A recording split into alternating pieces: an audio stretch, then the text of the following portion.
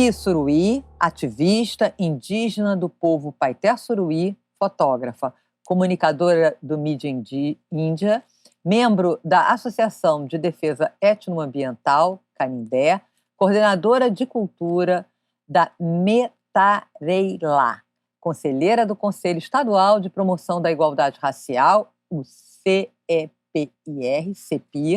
organizadora e cofundadora do Movimento de Juventude Indígena de Rondônia. E eu queria conversar com você hoje mais um pouco sobre a presença da fotografia dentro da sua formação. E aí eu quero pensar com você como é que a fotografia ela chegou na sua comunidade, né? Seria interessante também, né, falar um pouco dessa comunidade, né, onde é que ela está localizada, né, e tentar, assim, se você tem lembrança de quando você era pequena, ao apresentar essa comunidade, se você via fotografia analógica, né, você é jovem, eu acho que não sei nem se você conhece fotografia analógica, mas eu queria que você complementasse a minha apresentação falando um pouco do seu povo, né, que eu acho que isso é importante para a gente. Então, oi, Ana, muito prazer estar aqui com vocês. E assim, eu sou Pissuruí, eu sou do povo Paiter Suruí aqui de Rondônia. A nossa terra indígena é a terra indígena 7 de setembro, né? A gente tem em torno de 244 mil hectares de terra. Somos hoje uma população de mais ou menos 1.500 pessoas, né? A gente tem um contato aí de 50 anos para mais de contato, né? E o meu pai é o chefe maior, a gente chama de Labiawai Essaga, né? Ou Labiawai Hagá, que é o chefe maior do povo Paiter Suruí. E, bom, a fotografia realmente surgiu na minha vida quando eu era pequena, né? Eu sempre gostei muito e tinha um amigo do meu pai que era um dos apoiadores, que sempre vinha visitar a gente. Ele foi fotógrafo da Cruz Vermelha, ele mora na Suíça, então ele foi fotógrafo da Cruz Vermelha. E ele contava relatos de como a fotografia se tornou importante na vida dele através desse trabalho que ele fazia, né? E eu comecei e daí eu tive a primeira experiência com câmeras. Naquela época não tinha celular, as imagens eram muito ruins, né? Enfim, eu tenho 25 anos, então, sei lá, com uns 6 anos de idade foi que eu tive esse primeiro contato. Então, naquela época não tinha celular com muita aquela que nem os celulares de hoje, né, que tem uma imagem muito boa, enfim. E ele tinha essas câmeras e eu tive esse primeiro contato, né? E daí até teve uma vez que meu pai fez uma viagem internacional e ele trouxe uma câmera semi-profissional para mim. Era até uma câmera pequenininha assim, e foi aí que eu tive essa primeira experiência com fotografia, né? E daí eu pegava minha câmera, levava para a escola, tirava foto dos meus amigos, tirava foto no espelho, tirava, sabe, a famosa selfie, eu ficava fazendo com a minha câmera, então, assim, era muito legal. E eu registrava tudo, assim, quando eu era pequena, registrava tudo, sabe, coisa de criança mesmo, tudo que eu via que eu gostava, eu tirava foto. E foi aí o meu primeiro contato com fotografia. Mas eu nunca cheguei a pensar que eu fosse levar a fotografia como algo profissional na minha vida, né? Foi sempre muito tudo amador, foi tudo muito. Era exatamente para era uma forma de expressar tudo aquilo que eu sentia, tudo aquilo que eu gostava, aquilo que eu vivia. Então foi esse o primeiro contato que eu tive com a fotografia. E essa foto, essa câmera que o seu pai te deu quando ele foi viajar, era uma câmera analógica ou ela já era digital? Já era digital. Ah, e aí como é que Era você... uma das primeiras câmeras digitais que teve, assim, Ah, sabe? e como é que você fazia? Você era cartão de memória? Você descarregava a câmera no computador? Quer dizer, você já começou a trabalhar com a fotografia dentro dessa dinâmica, né? Sim, foi dentro dessa dinâmica. Porque o povo Paiter Suruí é conhecido muito por ser um povo que tem esse equilíbrio com a tecnologia. né? Uma coisa que meu pai sempre disse pra gente é que cultura anda e cultura avança. Então, a gente tem mais de 50 anos de contato e a gente precisa entender que a tecnologia faz parte da nossa vida e é um meio de proteger a nossa casa, proteger o nosso território, proteger é, a nossa vida mesmo, né? E hoje isso é bem mais forte, né, nos dias de hoje. Então, o povo suri é conhecido por ter esse equilíbrio entre a natureza e a tecnologia. E então, quando eu tive a minha primeira câmera, a gente já tinha aqueles computadores de mesa mesmo, sabe? Aham, um Então, desktop. É. isso, aqueles computadores assim. Então, eu sempre tive esse primeiro contato, desde pequena eu sempre tive essa interação entre o que é a minha cultura e o que não é a minha cultura, e como eu posso equilibrar essas duas fontes para ser algo positivo na nossa vida, sabe? Olha, é muito interessante que essa primeira foto que você colocou para mim, né, quer dizer assim, essa é uma das primeiras fotografias que eu tirei. Ela é uma foto muito interessante, né, se a gente tem, né, esse rapazinho, né, deitado ali, brilhando. Eu queria que você falasse um pouco dessa foto para mim e falasse que para mim ela é uma foto. Você fala, é a minha primeira foto. Quando eu estou olhando essa foto, eu falei assim, gente, essa foto é um espetáculo. Eu queria que você falasse um pouco dela, né, da foto, como é que você produziu essa foto, e também se você tem influência de alguma. Como é que, quando você começou a fotografar, é óbvio que você começou também a participar desse ambiente da prática fotográfica, né? E se você teve alguma fotógrafa ou fotógrafo que te influenciou, que te chamou a atenção.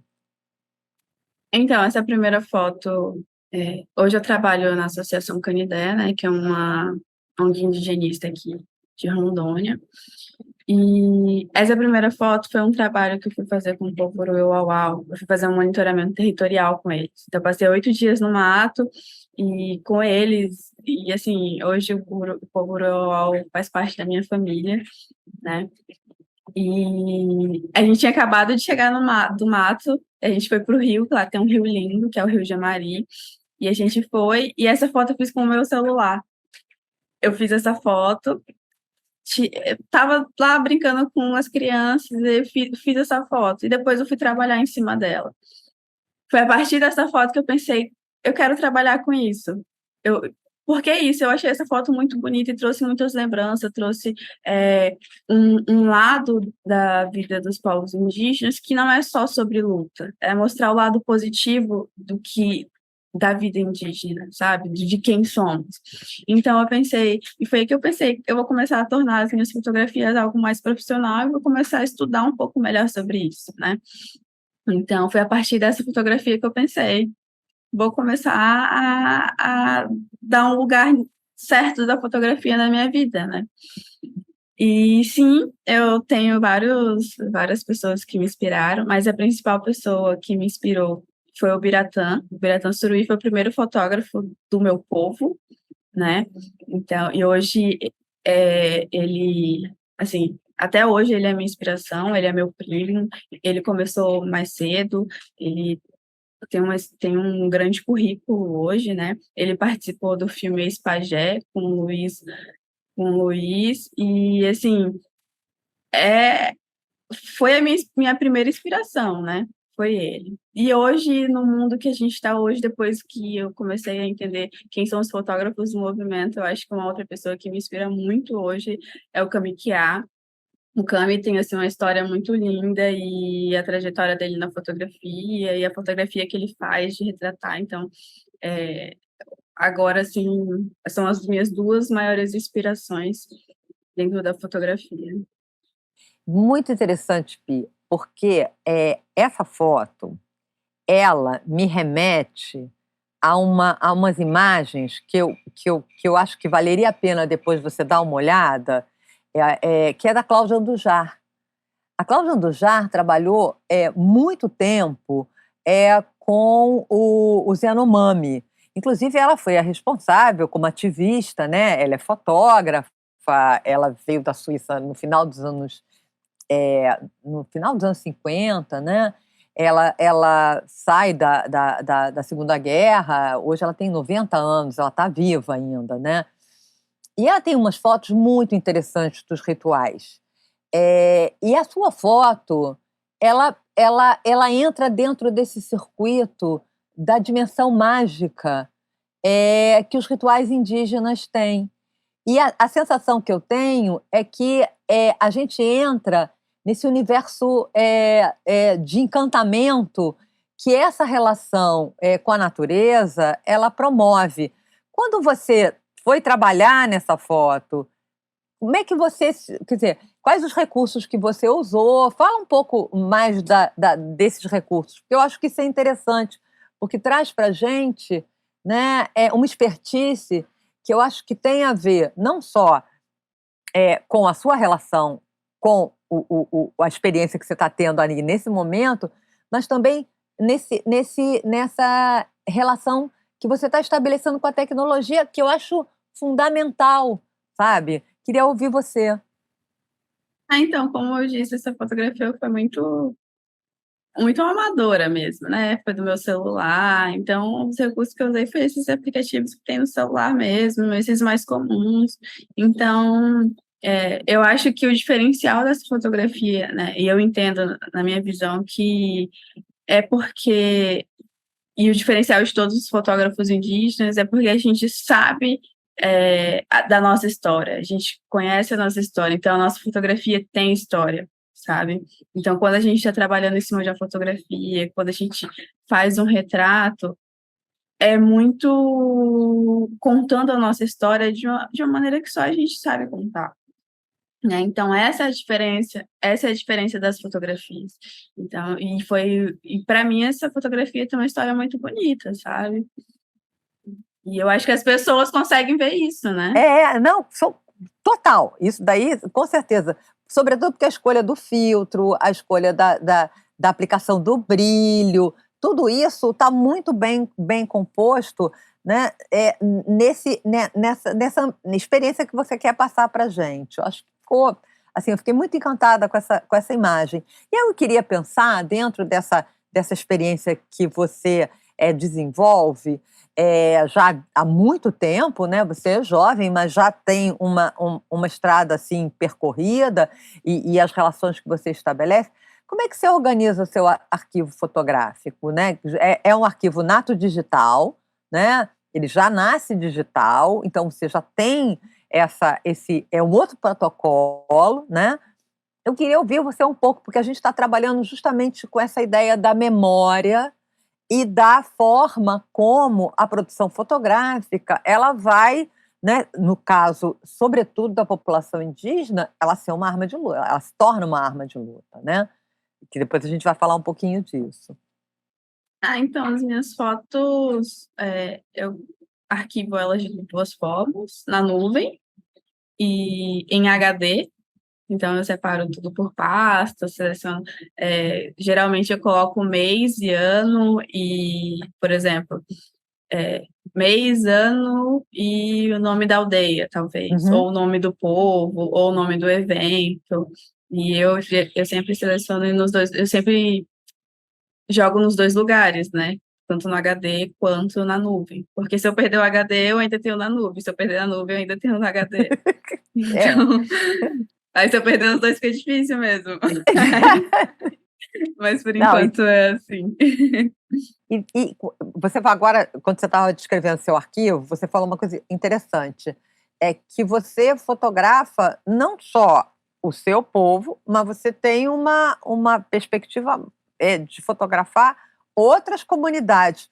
Quais são as suas estratégias? Como é que você monta as suas pautas? Queria ouvir você falar um pouco sobre isso.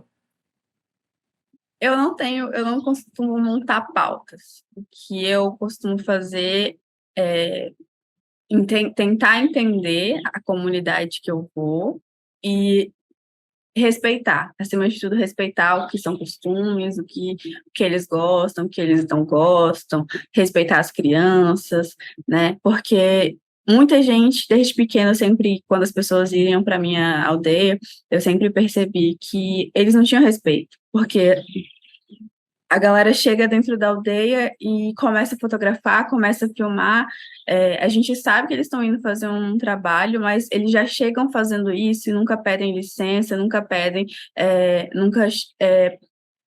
autorização. Eles já chegam filmando, já chegam fotografando. Então, isso para mim, eu pensei, cara, eu nunca quero ser esse tipo de pessoa, sabe? Porque é a mesma coisa que eu chegar na sua casa, você sabe que eu vou te entrevistar, mas eu chego na sua casa e já começo a fotografar todos os lugares da sua casa, registrando a sua intimidade, e não é isso que eu vejo que um profissional tem que fazer, sabe? Então, o que eu geralmente costumo fazer é chegar na comunidade, conversar, conhecer as pessoas, né? Ter esse primeiro momento. Então, eu não costumo montar pautas e nem nada. As minhas fotografias são muito os meus sentimentos, né? Contam muito essa parte. Eu digo que eu não quero fazer fotografia para vender ou para postar na internet e ganhar like. A fotografia realmente faz parte da minha vida, sabe? E é um meio que eu me encontrei de me expressar. Então, todas as fotografias que eu faço é muito contando um pedaço da história na minha visão. Então, por exemplo, se eu estou na Marcha das Mulheres, por exemplo, uma parte da minha história que eu entendo que é uma ferramenta de luta, então eu vou expressar a fotografia dessa forma, né? Se eu estou numa comunidade e quero fazer fotos, é muito o que eu vi e o que eu entendo de história daquela comunidade, sabe?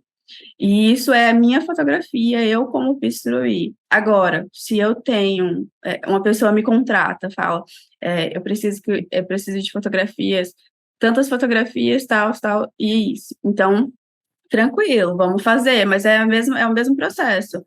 Eu chego na comunidade, eu converso, eu tenho o meu tempo com todo mundo, eu tento essa conexão com todo mundo, né? Porque nós, povos indígenas, somos comunitários e assim, e o que a gente quer é respeito, né? Então eu sempre tive isso comigo. E daí sim, eu posso trabalhar em fotos montadas, de como a pessoa quer, de como o cliente quer, né? Mas a minha fotografia, eu como Pissuruí, eu não tenho isso, não. É muito mais os meus sentimentos e mostrar o meu lado da visão, sabe? A minha história, através de, de pessoas ou... Enfim, é muito isso. Tem uma foto também sua, aonde no primeiro plano tem uma criança indígena com uma máscara e no segundo plano desfocado, na verdade são 3 planos. Um primeiríssimo plano, né, essa criança olhando de lado, com um cocarzinho, uma máscara. No segundo plano tem um soldado do exército, né, em posição, né?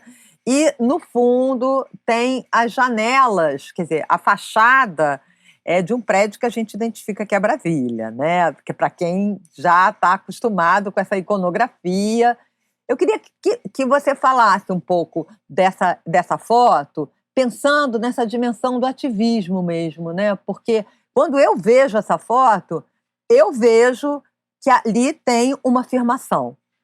Alguma coisa se afirma com essa imagem.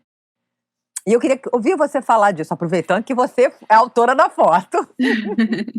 Então, essa imagem, ela foi feita no primeiro julgamento do marco temporal, né? Então, essa é uma criança Choclen, a gente sabe que os Choclens vão ser os primeiros afetados se for aprovado, né?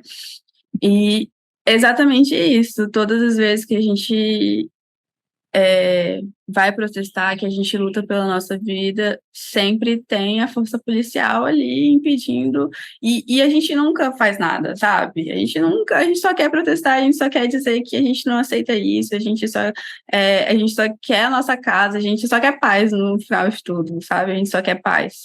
Eu entendo que a polícia era para ser uma ferramenta de trazer paz para a sociedade, né?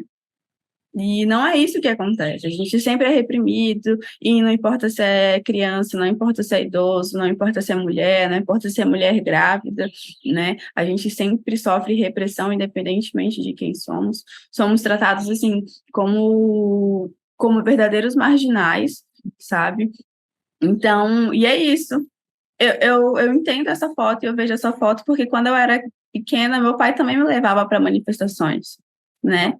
E eu tinha muito medo. Eu tinha muito medo de acontecer alguma coisa com meus pais, eu tinha muito medo de acontecer alguma coisa com a minha família, porque a gente sempre sofreu repressão, né? E quando eu vi aquele garotinho, ele estava tipo, realmente de frente com o policial, eu me vi naquele momento, sabe? E eu comecei a pensar, será que ele está com medo também? Né? Será que ele entende toda a dimensão do que está acontecendo agora, de que se realmente for aprovado o marco temporal, que ele vai perder a terra dele, né?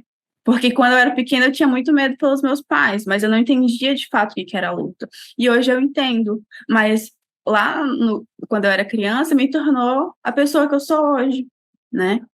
Então, é muito isso, essa foto, é muito de mostrar que a repressão do governo, que a repressão policial, que a repressão da sociedade, não importa quem você seja. Se você for indígena, você vai receber repressão, sabe? Não importa se você é uma criança. Então, é muito isso, essa foto. Essa foto, ela faz parte de um conjunto? Você tirou outras fotos? E como é que você depois que você tira a foto, como é que essa foto entra para o mundo? Como é que ela justamente se torna isso que eu sinto na foto? É uma afirmação. Ela está afirmando: isso não pode acontecer. Quando eu vejo essa foto me afeta muito, claro que eu observo nela uma tensão. Então, eu queria que você falasse para a gente, né? Produziu a foto, como é que ela vai para o mundo? Como é que ela ganha o mundo? Hoje, a gente tem uma rede de comunicadores no Brasil muito forte, de comunicadores indígenas, né? Então, eu geralmente jogo essas fotos, ou umas fotos nas minhas próprias redes sociais, né? E também eu faço parte de alguns coletivos, de alguns movimentos, então essas fotos vai para as minhas redes, vai para a rede dos movimentos, né? E isso vai criando a dimensão com a galera compartilhando, com todo mundo compartilhando, e vai ganhando o mundo dessa forma, né? A gente criou essa rede, realmente uma rede de pessoas que acreditam e entendem essa luta e que sabem que a gente precisa chegar em vários lugares, então essa rede vai compartilhando, compartilhando, compartilhando até que, né, vai para o mundo. Isso que eu queria explorar um pouco mais isso, né? A sensação que eu tenho, talvez porque eu sou de uma geração já bem avançada, você tem, de fato, idade para ser minha filha, né? Que a minha neta, é, é justamente sobre como romper a bolha, né? A gente, às vezes, o Instagram, né? O Facebook, eu nunca tive Facebook, mas o próprio Facebook, ele é uma bolha. Eles são bolhas, e são bolhas coordenadas e amparadas por corporações, né? Corporações internacionais. Aí que eu acho que é essa tensão, mas eu não quero falar disso, não. Eu quero falar de como romper a bolha, porque essa foto, ela merecia estar ampliada enormemente e ser colocada numa marcha no dia 5 de setembro, quando se vai votar no Supremo Tribunal Federal o marco temporal, contra o marco temporal, porque ela é emblemática, ela cria um sentido de configuração, como eu falei, ela afirma alguma coisa. Como furar a bolha, Bi? Essa é uma questão muito discutida hoje dentro do movimento, né? Que é exatamente dentro dos coletivos de comunicação, como é que a gente vai furar a bolha? E existem várias formas, né? Quando a gente estuda, a gente vê que as redes sociais não são a melhor forma de furar a bolha, até porque a maior parte da população hoje ainda é a TV, né? Assiste a TV, então muitas pessoas têm acesso a isso. E, enfim, o que a gente faz hoje são vários métodos, desde redes sociais, TV, jornais, banner, sabe? Não é banner que fala, é outdoor, na verdade, e isso já colocamos na cidade também, né? Então, a gente tenta buscar ferramentas e ferramentas para a gente começar a realmente, de fato, quebrar essas bolhas, né? Mas a gente também tem que pensar e começar no princípio de que a gente precisa saber conversar com nós mesmos, da nossa bolha, porque às vezes isso também não acontece, e a partir daí, como que a gente vai conversar com outras pessoas? Porque, por exemplo, se eu vou falar com um bolsonarista, ele não vai querer nem me ouvir, sabe? Então, como de fato vamos convencer essas pessoas de que, por exemplo, o marco temporal não é bom para ninguém, sabe? Fala um E como pouquinho do marco temporal. Fala um pouco. Por que ele não é bom para ninguém? Eu acho que isso é importante, fazer uma explicação aqui, sobretudo para o público, esse público que está ouvindo a gente, ele é um público muito variado, né? Ele é um público amplo. Eu acho que vale a pena você falar um pouco o porquê que o marco temporal ele é, de fato, um retrocesso enorme, até com os ganhos da Constituição de 1988. Primeiro que o marco temporal ele vai contra a Constituição, né? Porque ele diz que as terras indígenas, a gente está aqui só a partir de 1500, né? Então, antes de 1500, se você não tem uma terra reconhecida, diz que não é sua. Então, as terras que estão em processo de reconhecimento, se o marco temporal foi aprovado, elas não têm chance nenhuma de serem reconhecidas, e as que já estão reconhecidas podem perder essa titulação. Então, é isso, todas as formas de tirar a nossa casa de nós, sabe? Então, o marco temporal não é bom por causa disso. Então, os povos indígenas vão perder as suas casas, sabe? Isso é de uma forma bem resumida mesmo do que seja o marco temporal. E está em votação aí no Supremo, na Câmara, e a gente sabe que os nossos governadores aqui no Brasil hoje, as pessoas que governam esse país são majoritariamente contra indígenas, né? Mas a gente confia muito nas pessoas que estão lá para nos defender, né? Porque agora é a primeira vez na história do Brasil que a gente tem o Ministério dos Povos Originários. Isso, qual é a sua avaliação a respeito disso?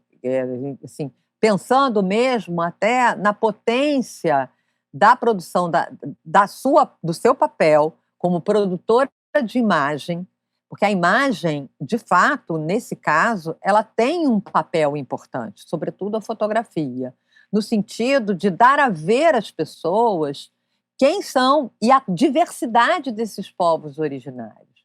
Quer dizer, então, eu acho assim, associar a política a uma política de ação afirmativa em relação às imagens é uma coisa importante. E eu queria que você falasse um pouco qual a avaliação da sua comunidade em relação a essa mudança Assim, do ministério. primeiro que é uma conquista do movimento, né? A gente sempre diz que a gente quer representações nesses espaços, e a Soninha como ministra, tem o Célia como deputada, e outros parentes também que a gente conseguiu eleger, foi uma conquista do movimento, né? Então, A Sônia Guajajara e a Célia. Fala o nome completo para a gente poder registrar. isso, a Sônia Guajajara e a Célia Chacriabá, né? Então, são duas mulheres muito inspiradoras para mim hoje também. E a criação do Ministério é uma conquista do movimento indígena, né? Porque a gente, de fato, hoje tem uma representação dentro do Congresso. Mas o Ministério sozinho não consegue fazer tudo, não consegue resolver os problemas dos povos indígenas, sabe? Mas a gente é muito grato por, pelo menos, ter alguém lá que possa dizer alguma coisa, porque antes a gente não entrava nem pela porta do Congresso, a gente não podia, a gente era barrado pelos policiais, pelas forças armadas, a gente não podia, a gente era recebido a balas de borracha, spray de pimenta, tudo isso, sabe? A gente não podia entrar nem na FUNAI, sabe? Da última vez, ano passado, quando teve a manifestação do marco temporal, a gente não. O coordenador da FUNAI, que era um militar, ele não recebeu a gente e teve toda uma repressão policial, foi assim, um caos, sabe? Então, e hoje a gente tem uma mulher também na presidência da FUNAI, uma mulher indígena na presidência da FUNAI, que é a Joana Wapichana, né? Então, hoje a gente tem o acesso à FUNAI, hoje a gente tem acesso ao Congresso, né? Então, são conquistas do movimento, né? Então, mas a gente não consegue fazer tudo sozinho. A gente precisa de pessoas, a gente precisa de pessoas e mais pessoas, sabe? E foi uma primeira forma de criar, de furar a bolha também, né? Ter as meninas dentro do Congresso é uma forma de criar, de furar essa bolha que a gente tem, né?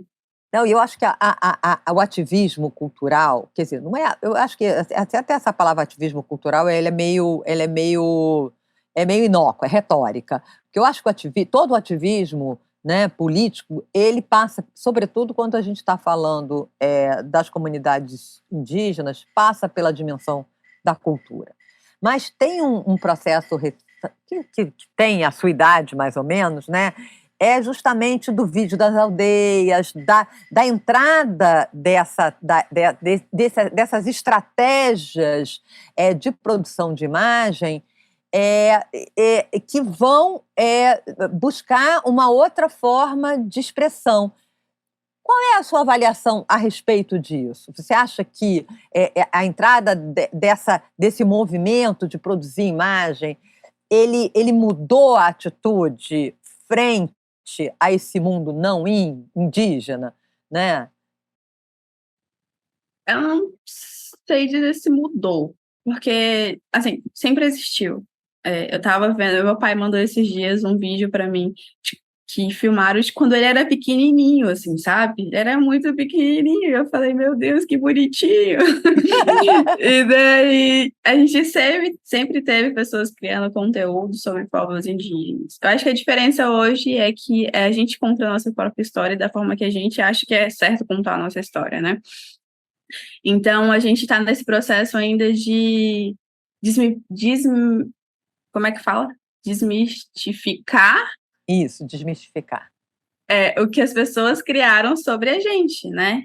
claro. Então, é esse processo. E a gente tem alguns comunicadores que são muito irônicos na forma de produzir os seus vídeos, tem comunicadores que são engraçados, tem comunicadores que tragam essas informações mais políticas, mais ambiental, sabe? A gente tem todo essa rede de comunicadores sendo formadas ainda, sabe?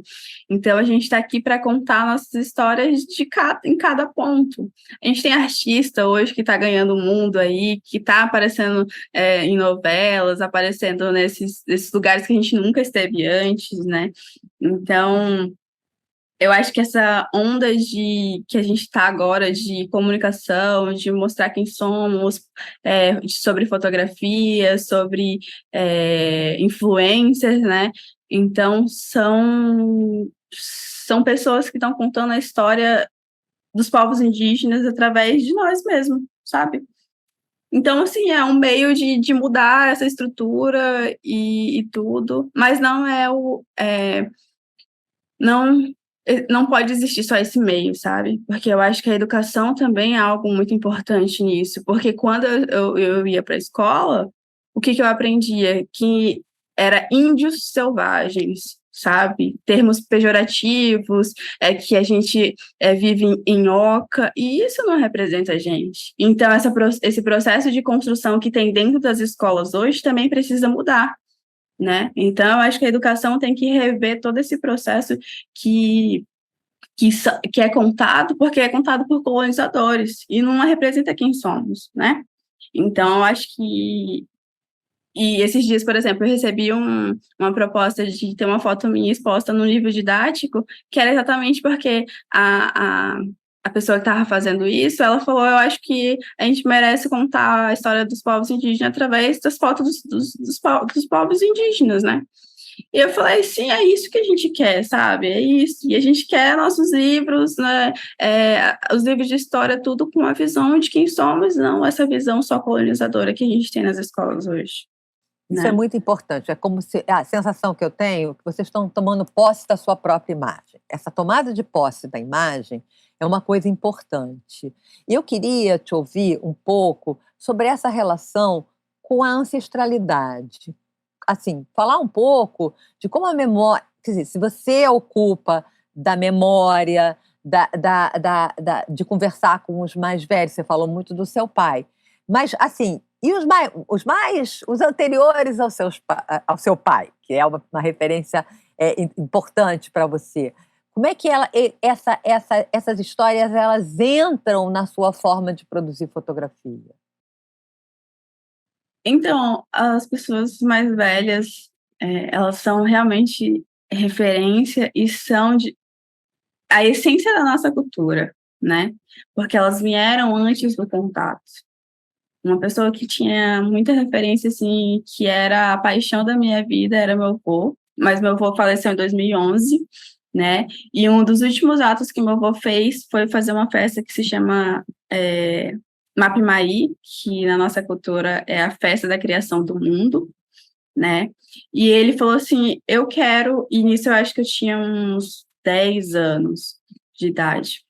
E ele falou assim: "Eu quero fazer essa festa, porque faz mais de 10 anos que a gente não faz, e eu quero mostrar para os meus netos, para os mais novos, como é que é feita essa festa, porque essa é uma festa muito importante para o nosso povo". E ele fez. E nessa época eu já tinha uma camerazinha, né, então eu fui registrando, eu tenho umas fotos guardadas, assim, bem antigas desse momento, e isso foi muito impactante para mim, porque essa foi a última festa que aconteceu. Faz mais de 15 anos que essa festa aconteceu, sabe.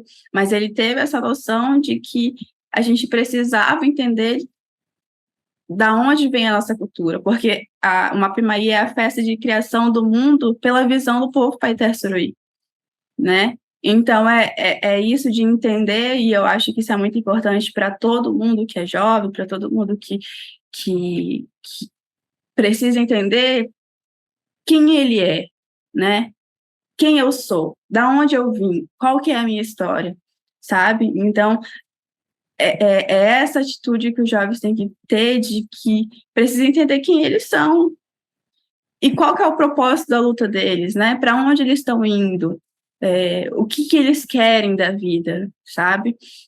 Então eu acho que o papel dos mais velhos, que são a essência da nossa cultura, é esse, né, de a gente olhar para eles e pensar: "Eu vim daí, é dessa cultura que eu pertenço, né, é desse povo que eu pertenço". Então, assim, os mais velhos da minha cultura, a gente está perdendo muitas pessoas, a gente perdeu muitas pessoas no Covid, minha avó foi uma delas, né. Então, assim, os nossos mais velhos, muitos se foram, muitos, muitos mesmo, a gente tem uma população de 1.500 pessoas, mas, assim, os nossos mais velhos, eles estão indo, né, e e a comunicação é uma maneira de manter a memória deles viva. A gente tem CDs do meu avô cantando, Ah, a gente tem CDs da minha avó cantando, a gente tem alguns vídeos, né, deles, então é uma maneira de manter a história viva, né, então acho que a comunicação hoje é muito importante para isso também. e me diz uma coisa, você falou agora do livro didático, uma das suas fotos, você foi convidada para colocar uma das fotos no livro didático. Você acha que a sua fotografia, ela pode garantir para o seu povo, ou para os povos indígenas, futuras histórias do Brasil? Outras histórias para o Brasil? Ah, eu espero que sim. Eu não consigo garantir que isso vai acontecer, mas eu espero que sim, né. Eu tenho essa esperança e, assim, não pensando só na minha fotografia, pensando na fotografia dos meus colegas também, né. Se eu não conseguir, espero que eles consigam chegar nesses espaços e contar uma nova versão de quem somos. Tem uma foto que eu acho, assim, muito interessante sua, que você fotografa uma menina fotografando, uma jovenzinha, e um garotinho sendo fotografado. tem uma senhora e um cachorro. A disposição de todo mundo na foto é muito interessante e tem um fundo claro, com um primeiro plano sombreado. Então, faz uma composição muito bem montada. Isso sou eu falando, né? Eu não estou. Assim, eu sou historiadora, eu não sou crítica de fotografia. Mas todos os elementos informativos e, ao mesmo tempo, para minha percepção, você joga para o futuro alguma coisa que você meio que plantou ali dentro daquele grupo. Como é que você pensou essa foto? Como é que que você vê essa foto? Qual a importância, né, de passar essa prática fotográfica para as futuras gerações? Então, sempre quando eu for nas terras indígenas, nas aldeias, que eu estou fotografando, as crianças são um dos mais curiosos que a gente tem, né? E eu acho que os instrumentos de fotografias que eu tenho no momento não são meus, não são só para mim, sabe? Porque muitas pessoas, assim, não que eu não tenho medo de que caia, porque aí são equipamentos caros, mas assim, eu vejo que não são só para mim, né? Então eu influencio as crianças a tirarem fotos, a elas começarem a se expressarem, porque é a partir daí que elas vai que surge um novo fotógrafo, né? Vai que tem algum talento escondido ali que não sabe, que nasceu para isso e, e se torna um grande fotógrafo no futuro, sabe? E porque foi assim que eu me entendi como fotógrafa também. E eu acho que as crianças têm que ter esse momento, né? Não ser taxado toda hora de que não pode, não pode, não pode. Elas podem sim, sabe? Elas são crianças, elas entendem. Criança entende tudo, velho. Tudo, tudo mesmo. Então, assim, foi. E eu acho que, da mesma forma que eu tive alguém lá na minha infância que me permitiu sentir isso, talvez essa criança no futuro fale assim, alguém me permitiu sentir isso também e hoje é o meu trabalho, sabe? Eu vivo disso, talvez. Então, para mim é isso. E elas podem contar a história delas também, E né? você vive de fotografia? Você sobrevive com o seu Não, trabalho?